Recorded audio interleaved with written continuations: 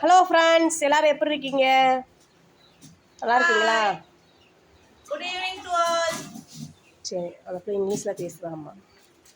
ஓவரா பில்டப் பண்ணுது இல்லை. கொஞ்சம் கருப்பா இருக்கே, கொஞ்சம் சிவப்பா இருக்கு. ஏங்க கருப்பாக இருந்தால் என்னங்க?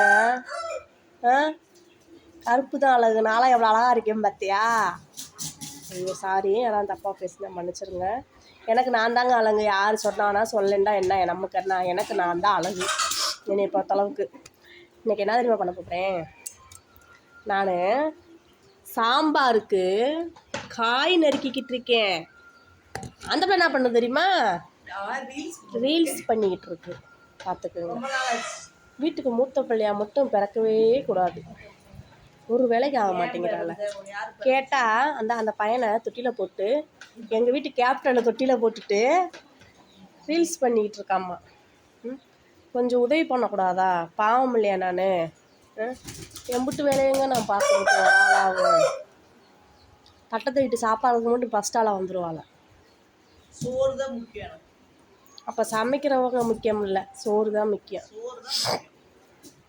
சளி வேற பிடிச்சிக்கிச்சு. செல்லப்பாண்டி ஒரு கால்ஸ் முட்டாய் வாங்கிட்டு வர சொல்லு. வருவார் செல்லப்பாண்டி வந்து மூஞ்சிலே குத்துவார். ரீல்ஸாக பண்ணுற ரீல்ஸு எருடி உனக்கு வச்சுக்கிறேன். இங்கே இருங்க. கோழியே தட்டி விட்டு குப்பையை கொட்டி விட்டு போயிடுச்சு. அந்த குப்பையை அள்ள மாட்டேங்கிறாள. வீட்டில் இப்போ எங்கள் அப்பா வந்தோடனே வைவாரா வைய மாட்டாரா? என்ன பண்ணுறீங்கன்ட்டு அள்ளி வச்சவங்க போய் கூட்டிட்டு வரணும். கூட்டி அள்ளி வச்சது நான் தான். என் மேலே தான் தப்பு. கோழி 6 மணி ஆனால் வரும்ல வீட்டுக்கு, குப்பையை கொட்டி விட்டுருச்சு. போய் அள்ளி வைக்கணுமா? கொட்டணுமா கொட்டக்கூடாதா? பெரிய மிசையாக இருக்குமா வீட்டில் வேலை பார்க்குறது. பெரிய கஷ்டமாக இருக்குது.